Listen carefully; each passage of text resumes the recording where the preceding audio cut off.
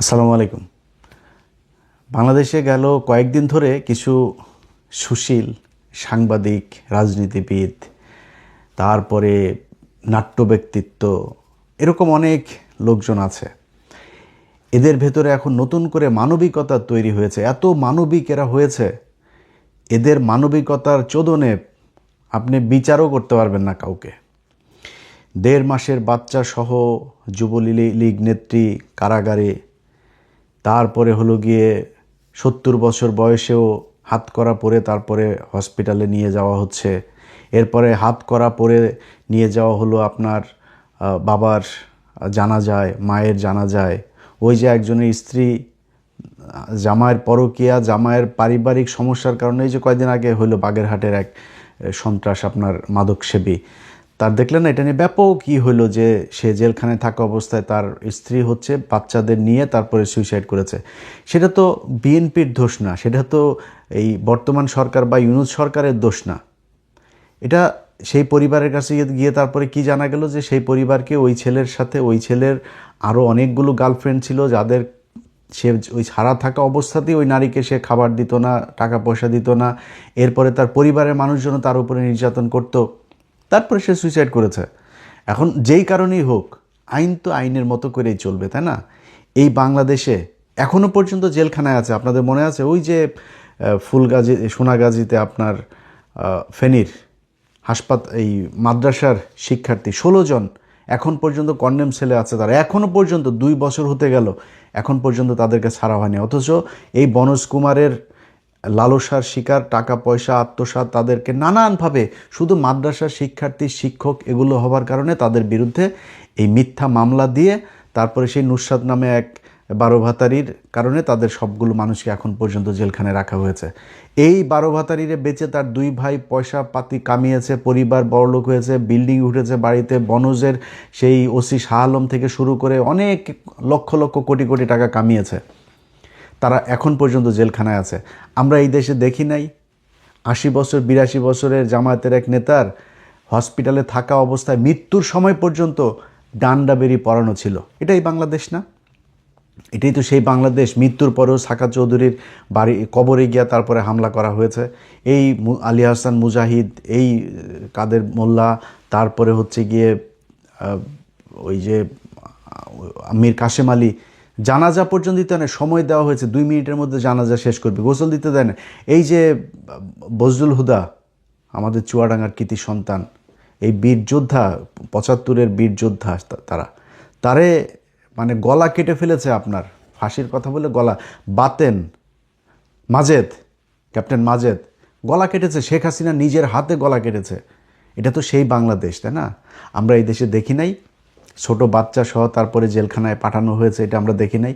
খালেদা জিয়ার মতো একটা মানে ভিভিআইপি মানুষ, সেই ভিভিআইপি মানুষের পর্যন্ত তার এই ৮০ বছর বয়সের একজন নারী, তাকে পর্যন্ত এই শেখ হাসিনা কি বাজেভাবে কথা বলে তারপরে জেলখানায় রেখে রেখে তারা মারল।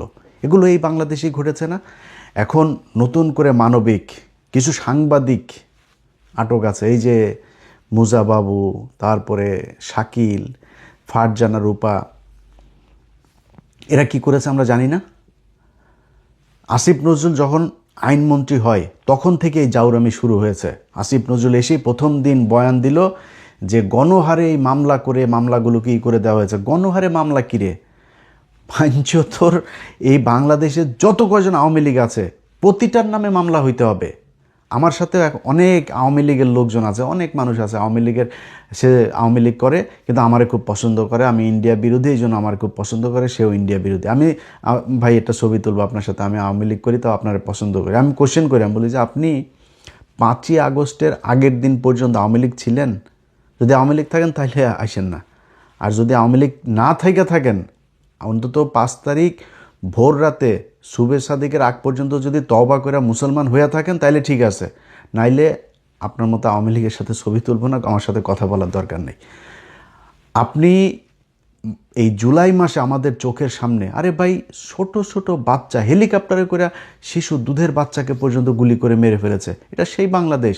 সেই মানুষগুলোরে যারা মারল, এটার জন্য কি খালি শেখ হাসিনা একা দায়ী? এটার জন্য খালি পুলিশের আইজিপি দায়ী একা? ডিবির হারুন দাই একা, সারা বাংলাদেশের যত মানুষ, আওয়ামী লীগের যত মানুষ তাদেরকে আরও উদ্বুদ্ধ করেছে মানুষ খুন করতে, যত সাংবাদিক উদ্বুদ্ধ করেছে, সবার বিচার হইতে হবে। অতএব বিচারের আসামি কয়েক হাজার না, আসিফ নজরুল বাঞ্চতর কয়েক হাজার না, কয়েক লক্ষ হবে। আওয়ামী লীগের একদম ওয়ার্ডের একজন সাধারণ সদস্য সমর্থক যে, সেও আসামি হবে, বিচার হবে, যার যতটুকু শাস্তি সে ততটুকু পাবে। আমি চাই না কেউ এক জায়গায় খুন করে নাই, গুলি করে নাই, কোনো মারামারিতে ছিল না, তারা আপনি ফাঁসি দিয়ে দেন বা 20 বছর কারাদণ্ডের দরকার নেই, তার 6 মাসের কারাদণ্ড হইতে পারে, 3 মাসের হইতে পারে, বাট তাকে সাজা ভোগ করতে হবে। অথচ এই সাংবাদিকগুলা, এই যে মুজাম্মেল বাবু, ফারজানা রূপা, তারপরে এই যে শাহরিয়ার কবির, এরা তো ডাইরেক্ট খুনি। আর এদের ভাই ফাঁসি হওয়ার মতো অপরাধ তারা করেছে। তাদেরকে এখন 2 দিন পর পর কিছু পত্রিকা এখনও সাংবাদিকরা, ওরা সাংবাদিক কিসের রে? তোরা সাংবাদিকতা করছিস? তোরা সাংবাদিকতা করলে কি আমাদের চ্যানেলে এসে, আমাদের ফেসবুকে এসে মানুষ নিউজ খোঁজে নাকি? আমাদের তৈরি হয়েছে, আমরা তৈরি হইলাম কেন? আমাদের প্রয়োজনীয়তা এই দেশে হইলেও কেন? তোদের কারণে। তোরা সাংবাদিকতা করিস নাই, এই জন্য মানুষ আমাদের কাছ থেকে শুনতে চেয়েছে, এই জন্য আমাদের 5 মিলিয়ন 10 মিলিয়ন করে আমাদের সাবস্ক্রাইবার ফলোয়ার হয়। কেন হয়? আমাদের কথা জানবেন, বাংলাদেশে 30-35টা টেলিভিশন, শত শত অনলাইন পোর্টাল, নিউজ পেপার আমাদের এখানে আসছে কেন? তোরা সাংবাদিকতা করিস নাই, তোদেরকে মানুষ বিশ্বাস করে নাই, এই জন্য আমাদের কাছে এসছে। তোরা সাংবাদিকতা করছিস, এখন ওনাদেরকে সাংবাদিক, এই জন্য ওনাদেরকে মাফ করে দিতে হবে, বাঁচায় দিতে হবে। 2 দিন পর পর মানবিক নিউজ প্রকাশিত হয়, এত মানবিক, মনে হয় যেন বাংলাদেশে জীবনে কোনো দিন কোনো সাংবাদিকরা আটক করে নাই। প্রথম আলোর ব্যাপারে খুব নানান ধরনের আলাপ, প্রথম আলোর অফিস ভাঙার কারণে বিশাল আকারে কিছু, প্রথম আলোর এই দৈনিক সংগ্রামের সম্পাদক আসাদ ভাই, বয়স্ক একটা মানুষ, ওরে কলারে ধরে টাইনা অফিস থেকে বার করে নাই, মারে নাই, অপমান করে নাই। 5 তারিখেও এই দেশে 71 টিভিতে হামলা হয় নাই, সময় টিভিতে হামলা হয় নাই, এগুলো ভাঙচুর হয় নাই, ডিবিসিতে হামলা হয় নাই, ভাঙচুর হয়েছে না। তো এই দেশে তো হয়েছে, তো আমার দেশ পত্রিকা বন্ধ করে দিয়েছে, কই তখন চিল্লায় নাই তো। বিষয় হচ্ছে, খুব সুনির্দিষ্ট একটা এজেন্ডা নিয়ে এরকম কিছু সাংবাদিক, বুদ্ধিজীবী, রাজনীতিবিদ এই কথাগুলো বলে যাচ্ছে, এটাকে খুব নর্মালাইজ করতে যাচ্ছে। ভাই, যদি মনে করেন এই আসিফ নজরুলের মতো এরকম আরও কিছু জাউরা আছে, এই যে যেমন ধরেন এই বিকাশ নুরু, এই বিকাশ নুরুর অবস্থাটা দেখেন, ওই এই 5 তারিখের পর থেকে চাঁদাবাজি, মানুষের টাকা পয়সা লুটপাট, আওয়ামী লীগের লোকজনের টাকা পয়সা দখল, বিভিন্ন জায়গায় ব্যাংক ট্যাঙ্কে যায়, তারপরে ওর এই লোকজন নিয়ে, তারপরে মপটপ করে শত শত কোটি টাকা নিয়ে নতুন নতুন পাঞ্জাবি গায়ে দেয়, আর হে এখন সুশীল হয়ে গেছে। এই আফ্রিদির বাপের আর আফ্রিদিরে এইটারে নিয়া তোর দরকার কি? ভাই, আমার সাথে নুরুর তো কোনো সমস্যা নাই। 5 তারিখ থেকে আজকে পর্যন্ত আমি ইলিয়াস হুসাইন যদি টাকা কামাইতে চাইতাম, ভাই আমরাও 200-400 কোটি টাকার মালিক হয়ে যাইতে পারতাম। আমরা তো কারোর এগুলি করি নাই। আমরা আওয়ামী লীগের ব্যাপারে, আমাদের কি খুব ঘনিষ্ঠ মানুষজন আওয়ামী লীগের কেউ নাই? আমাদের খুব পরিচিত বন্ধুবান্ধবদের ভিতরে, আত্মীয় স্বজনের ভিতরে কারোর না কারোর পরিচিত এমনি ঘুরায় পেঁচে আওয়ামী লীগের লোক নাই? আমরা যখনই বলেছে ভাই আওয়ামী লীগ করতেন, ভাই এখন না, কয়দিন ঝামেলা টামেলা যাক, তারপরে আস্তে আস্তে আপনারা বের হইতে পারবেন, একটু ধৈর্য ধরে থাকেন। কোনো দিন কেউ বলতে পারবে না যে কোনো সচিবালয়, কোনো কোর্ট, কোনো আদালত, জজ সাহেব, আইন মন্ত্রণালয়, অ্যাটর্নি জেনারেল কারোর কাছে কোনো দিন কোনো আওয়ামী লীগের ব্যাপারে গিয়ে তারপরে কোনো তদবির করেছে, কেউ বলতে পারবে না। অথচ এই যে নুরুর বাচ্চারা, এরা ধুমায়া, খালি টাকার দরকার, খালি টাকা পায় আর হয়ে যায়। শালা তোরা যে এরকম করছিস, তোরা কি মনে করিস, ধরা আসিফ নজরুলের কথাই বলে, আসিফ নজরুল তুই কি মনে করছিস যে মনে কর আওয়ামী লীগ আসলো তোরে বাঁচায় রাখবে, তোরে ছাড়া দিবে মনে করছিস? তুই পাশার চামড়া উড়ায় ফেলবে। সো আমাদের কথা হইল যে ভাই, আওয়ামী লীগের ব্যাপারে আমরা জিরো টলারেন্স দেখায় আসি। যার সাথে যত সমস্যা, এই নুরুর সাথে সমস্যা বলেন, আসিফ নজরুলের সাথে সমস্যা বলেন, ওয়াকারের সাথে সমস্যা বলেন, বিএনপির সাথে, তারেক রহমানের সাথে, যাদের সাথে আমাদের যত সমস্যা, সব সমস্যা একটা কারণে, সেটা হচ্ছে এই আওয়ামী লীগের ব্যাপারে কোনো এই ঠিক নির্বাচনের আগে সারা জীবন বিএনপির গুণগান গায়ে আসলাম, গেল 1.5 বছরেও বহু ভিডিও বানিয়েছে বিএনপির পক্ষ, বিএনপির ডিফেন্ড করে, বহুত গালাগালিও শুনেছি। শিবিরের পোলাপান, সাধারণ মানুষ, বহু মানুষ আছে, ভাই দালালি শুরু করে দিলেন, ভাই আপনি বিএনপির এজেন্ট, বিএনপির দালাল, এই সেই এগুলো। জামাতের আমিরে পর্যন্ত ভাই আমি এত রেসপেক্ট করি, এই যে তাহের ভাই এত রেসপেক্ট করি, অথচ এই লোকগুলির পর্যন্ত ভাই আমি ছাড় দেই নেই যে আওয়ামী লীগ কিংবা এই ইন্ডিয়ান এজেন্ট এদের সাথে কোনো ধরনের ইয়ে করার কারণে। তো যত সমস্যা তৈরি হয়েছে সবটাই আওয়ামী লীগের কারণেই। অথচ আপনারা ভাই টাকা কামাইছেন তো, বহুত টাকা হয়েছে তো, এখন চুপ থাকেন একটু, এখন একটু অন্তত বিচারগুলো হইতে দেন কোনো কিছুতে। আরে ভাই একজন স্পিকার কেমনে ভাই ছাড়া পায়? আরে তার ট্রিটমেন্টের দরকার, তার হসপিটালে পাঠান। ও মা 1.5 দিনের মাথায় একদম তার জামিন, কারণ কি? সে কিছু করেনি তো, সে কিছু না করলে তো হাসিনাও কিছু। হাসিনা কি ডাইরেক্ট জায়গায় কাউরে গুলি করছে নাকি? হাসিনারে আপনার বিচার করার দরকার, হাসিনারও ছেড়ে দেন। আজকে আপনারা যাদেরকে মাফ করে দিতে চাচ্ছেন, যাদের ব্যাপারে খুব নমনীয় মানবিক কথাবার্তা বলছেন, যারা এই কাজগুলো করেছে তারা কি মাপ চেয়েছে? আওয়ামী লীগের একটা ছোট একটা ইউনিট, ওয়ার্ড লেভেলের কোনো আওয়ামী লীগের একজন সভাপতিও কি তার সাথে 20 জন মানুষকে নিয়ে এসে কোনো দিন ক্যামেরার সামনে বলেছে নাকি যে ভাই আমরা আওয়ামী লীগ করতাম, আমাদের ভুল হয়েছে, আমরা জীবনে আর আওয়ামী লীগ করবো না, এই ধরনের এই নৃশংস হত্যাকাণ্ড আওয়ামী লীগ করেছে, আমরা এটার ঘৃণা করি? কেউ বলেছে এখন পর্যন্ত? হাসিনা গতকালকেও আমার এই ফেসবুকে পোস্ট দিয়েছে, দেখেন না তারেক রহমানের কীভাবে গালাগালি করে তারপরে ভিডিওতে কথা বলেছে। মানে এখনও মানে ফানা তুলে আছে যে সুযোগ পাইলেই তারপরে আপনারা ছবল দিবে। আপনি এরকম একটা মানে দলের জন্যে আপনার এত মায়া কান্না, এত ভালোবাসা, এত কিছু কিসের জন্য? এইখান থেকে যদি বের হইতে না পারেন, বলে রাখলাম ভাই, এই যে সাংবাদিক যারা আজকে ছোট ছোট করে তারপরে এগুলো করে না, এটা কিন্তু আমরা ওই দিন এক কলাম লিখেছে একজন এক ইয়েতে মতামত, সেখানে বাংলাদেশ কি ধর্মীয় এই সাম্প্রদায়িক রাষ্ট্র হতে যাচ্ছে? তা আমি একটু দেখতে গেলাম যে মানে কি কারণে নিউজ করলো। ওমা, পাকিস্তানের স্বরাষ্ট্রমন্ত্রী এসছে বাংলাদেশে, এইটাকে নানানভাবে ঘুরায়া পেঁচায়া মনে করেন সেই গরুর আর কুমিরের রচনার মতো বানায় নিয়ে আইসা তারপরে এখানে বোঝাইলো যে বাংলাদেশের সাথে পাকিস্তানের সম্পর্ক অনেক ভালো হয়ে যাচ্ছে, এইটা হইলো সমস্যা। পাকিস্তান তোমারে লাগায়, পাকিস্তান তো তোদের, আমি তো ভাই বহুবার বলছি, আপনারা আবার অনেকে, আমার তো লোকজন অনেক মানে ভদ্র, তো এরা আবার একটু মুখটু খারাপ করলে পছন্দ করেন না, নিজেও করতে চাই না, বয়স হয়ে যাচ্ছে, আমি একটু সুন্দরভাবে কথা বলতে হবে, না বললেও পারি না ভাই। এদের কিছু বললে আবার এরা কয় যে আমরা হইলাম গিয়া পাকিস্তানের রাজাকার, পাকিস্তানি ইয়েটি, এগুলো বলে না ভাই। ডেফিনেশন ক্লিয়ার, একদম লাউড অ্যান্ড ক্লিয়ার। মানে আমি ধরেন আপনি আমারে বলবেন আমি রাজাকার, আমার বাপ রাজাকার, আমার দাদা রাজাকার, আমি নিজে বলি, আমি কনফেস করি যে আমার বাপ, আমার দাদা, আমরা সবাই রাজাকার ছিলাম, এবং আমরা তোদের মা বোনদেরকে তুলে নিয়ে তারপরে পাকিস্তান মিলিটারি ক্যাম্পে দিয়ে আসতাম, ওইখানে তোর মা বোনেরা প্রেগনেন্ট হুয়া, এরপরে তোরা পয়দা হুয়া, তো বিষ তো ভাই তোরা কান্দাকাটি তোরা করবি, তোরা এটা না বুঝে আন্দাজে তো আমাদেরকে জিতায় দিলে হবে না, তাই না? এখন পাকিস্তানের নিয়ে তাদের বিশাল আকারের সমস্যা। পাকিস্তানের খেলাটা হইলো, দেখেন এই খেলাটা নিয়ে যে মেহের আফরোজ শাওন সহ অনেক সুশীলেরা, বুঝছেন, পাকিস্তানের ইয়েতে হারাতে কষ্ট হচ্ছে, এই হচ্ছে সেই হচ্ছে, বেটা পাকিস্তানের নিয়ে কষ্ট হওয়ার কিছু নাই তো। পাকিস্তান আমাদের বড় ভাই, আমরা ছোট ভাই, বড় ভাই ছোট ভাইরে হারাইতে চাই না, জিতা দিচ্ছে ভাই তুই জিতা যা, আবার আমরা মাঝে মধ্যে বড় ভাইয়ের সম্মান দিয়া ভাই তুই জিতা যা, আমরা খেলি না, আমরা জাস্ট এটা ওয়ার্ম আপ করি। এই ওয়ার্ম আপ করি হলো ইন্ডিয়ার সাথে খেলার জন্য, বুঝছিস না? তোদের কান্দাকাটি করার কারণটা কি? বাংলাদেশের মানুষ বুঝায় দেয়, স্টেডিয়ামে যায় দেখিস পাকিস্তানের বিরুদ্ধে কোনো দর্শক নাই। ইন্ডিয়ার সাথে খেলা হইতে গেলে এখন মনে হয়, আগের ভারত পাকিস্তান খেলা হইতো না, বাংলাদেশের সাথে ইন্ডিয়ার খেলা হইতে গেলে এখন ওই ধরনের একটা ফ্লেভার কিন্তু তৈরি হয়, ওই ভাইবটা নিয়ে আসে মাঠের মধ্যে। খেলা শুরুর 1 সপ্তাহ আগে থেকে ফাইট শুরু হয় পশ্চিমবাংলা আর পূর্ব বাংলার মধ্যে এই ক্রিকেট নিয়ে।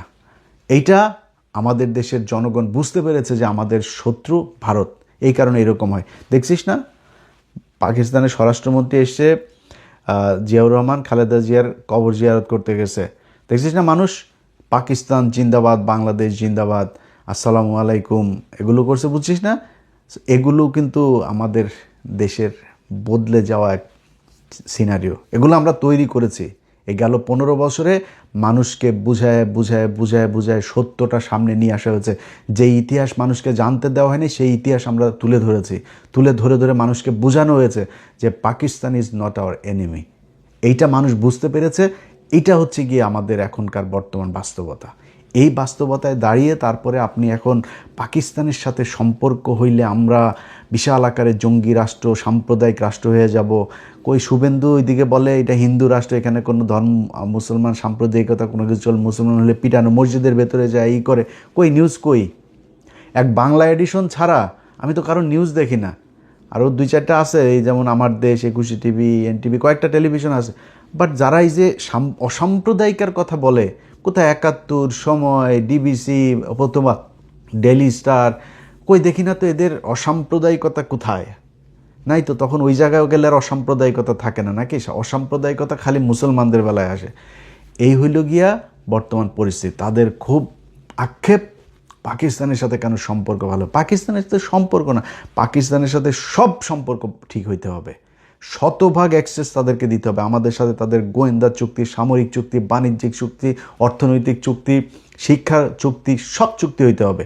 আমার পোলাপান যা ওইখানে পড়াশোনা করবো, ওরা এখন ফ্রি স্কলারশিপ দিচ্ছে, সেখানে যাবে, ওদেরগুলো আমাদের এখানে আসবে। 2 বিশ্ববিদ্যালয়ের সাথে আমাদের মানে কারিগরি যেই আপনার শিক্ষার যেসব পদ্ধতিগুলো আছে সেগুলো আদান প্রদান হবে, সব কিছু হবে, হইতে হবে। এটা আমাদের জন্য। ধরেন পাকিস্তান যদি নাকি আমাদের সাথে এখন চায়ও, বা আমরা যদি চাইও, 2 দেশ কি এক হইতে পারবে? সম্ভব না। আমার এক হওয়ার দরকার নাই। আমার এক হইতে হবে, কারণ পাকিস্তানের শত্রু আমার শত্রু, শত্রুর শত্রু আমার বন্ধু।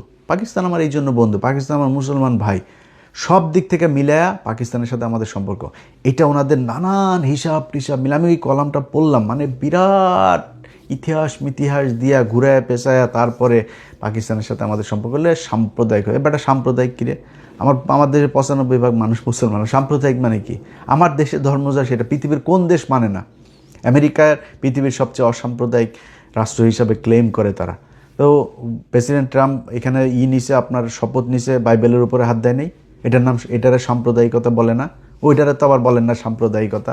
আমাদের যদি এখন কোরআন শরীফ নিয়ে বললে, আমাদের আবার কোরআন পাঠের পরে আবার ত্রিপিটক পাঠ, বাইবেল পাঠ, তারপরে ওই আপনার হিন্দুদেরটা সব পাঠ মাঠ করে এরপরে আমার লেভেল করতে হয়, মানে আমার বুঝাইতে হবে অসাম্প্রদায়িক। এখন নতুন নতুন অনেকই তৈরি হয়েছে। এই যে পুলিশের ডিআইজি রেজাউল করিম মল্লিক, তিনি বলেছেন আমরা জাতীয়তাবাদী, সারা জীবন জাতীয়তাবাদীর পথ থেকে কখনো বিচ্যুতি হয়নি।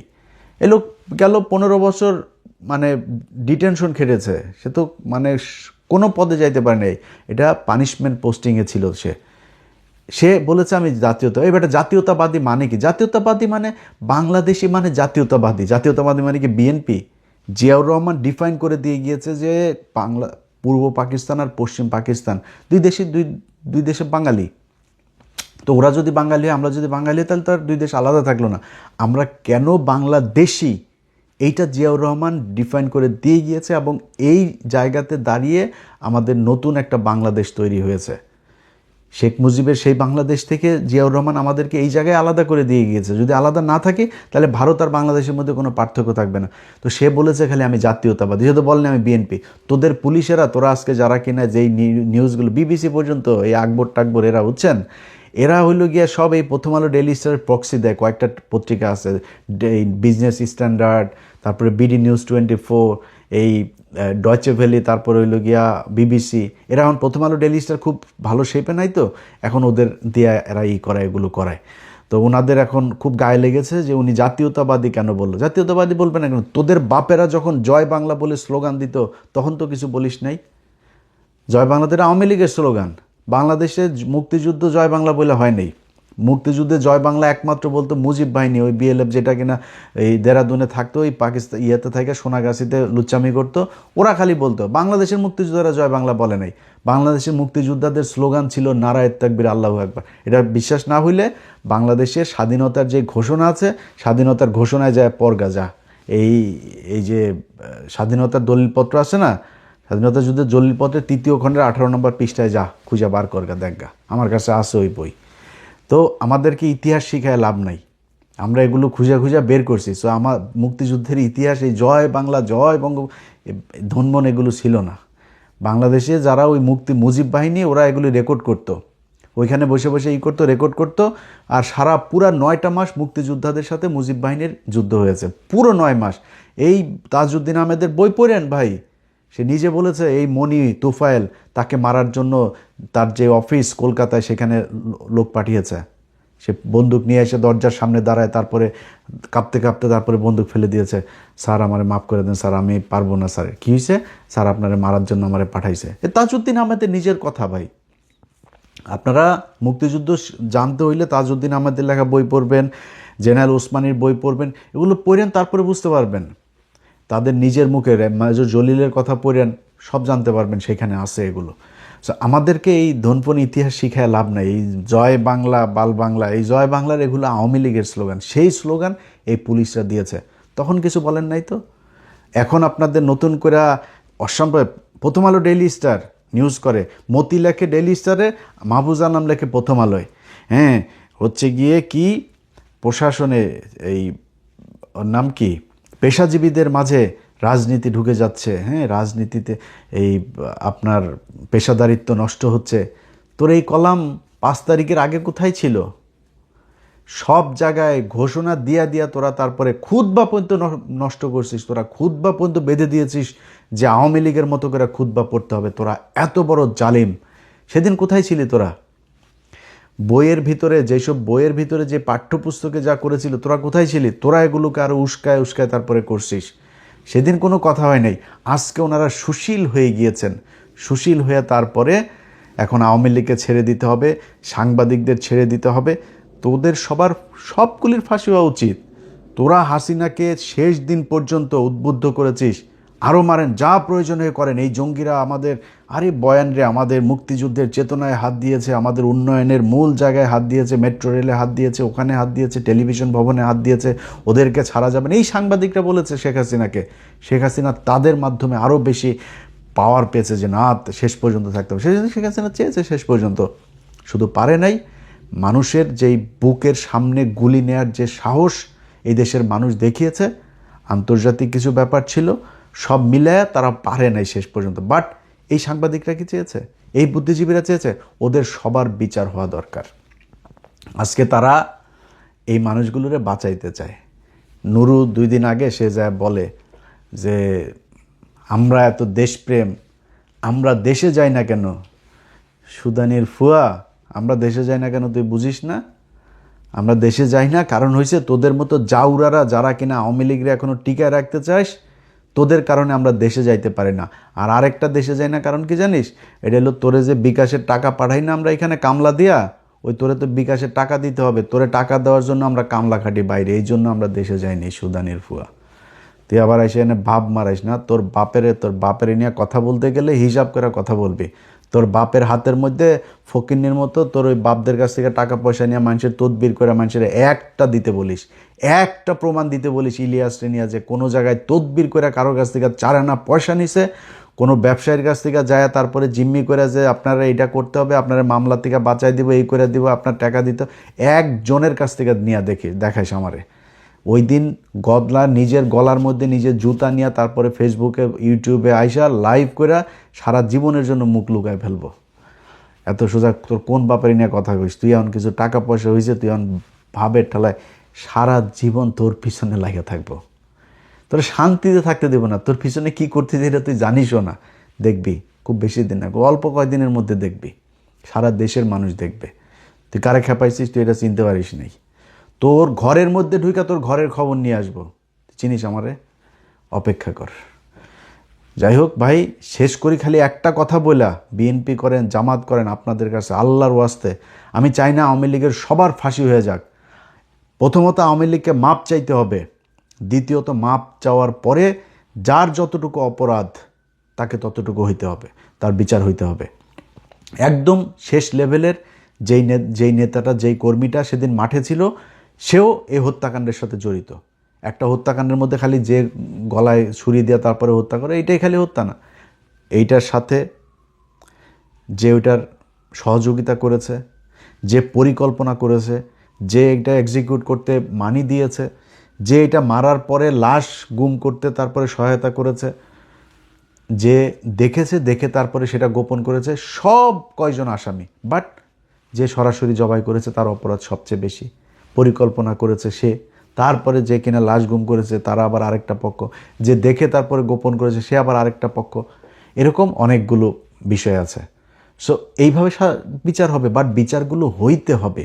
বিচার ছাড়াই তৌহিদ আফ্রিদির বাপ এমন কি করে নাই, সরাসরি ভাই কমপ্লেন করার লোক আছে এরকম কয়েক শত, যাদের ফেসবুক ইউটিউব নিয়ে তারপরে তাদেরকে গুম করতে চেয়েছে, পিটিয়েছে, বিভিন্ন মানুষজনকে মারার জন্য তারা করেছে, পুলিশের বিভিন্ন অপকর্ম, হাসিনার বিভিন্ন অপকর্ম করার জন্য মানুষের সোশ্যাল মিডিয়াতে যায় যে করেছে, হারুনের সাথে বসে মানুষকে গুম করার কাজে আপনার সহায়তা করেছে, তারা কেমনে জামিন পায়?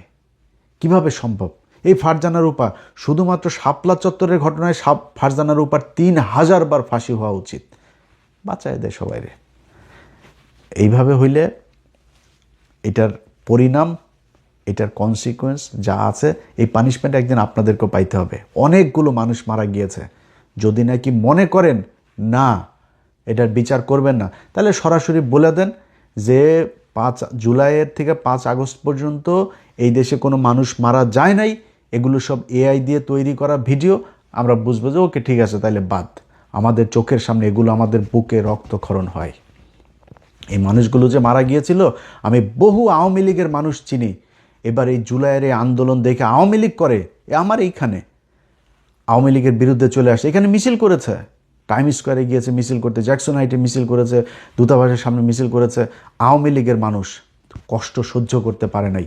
ছোট ছোট বাচ্চাগুলি, ভাই মনে নাই? এখনও দেখেন, ইউটিউবে ভিডিওগুলো দেখেন, দেখলে তাইলে বোধহয় বিবেক আবার ফের জাগ্রত হবে। এই মানুষগুলি রক্তের কথা 2টা বছর যায় না, আপনারা ভুলে যেতে চাচ্ছেন। কারণ কি? এত দরকার টাকার। টাকা দিয়া যে দুনিয়ায় শান্তিতে থাকা যায় না, এটা সালমান এফ রহমানের দেখে বুঝেন না, এস আলমরে দেখে বুঝেন না। টাকায় বাঁচাইতে পারছে তাদেরকে। হাসিনার টাকার অভাব আছে। আওয়ামী লীগের তো অন্তত কম হইলেও 10 লাখ মানুষ কয়েকশো কোটি টাকার মালিক হয়েছে, টাকা বাঁচাইতে পারছে তাদেরকে।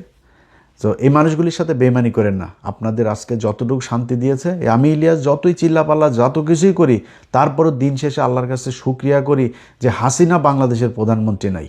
এইটা বিশাল রিল্যাক্স আমার জন্য, বিরাট বড় একটা রিলিফ।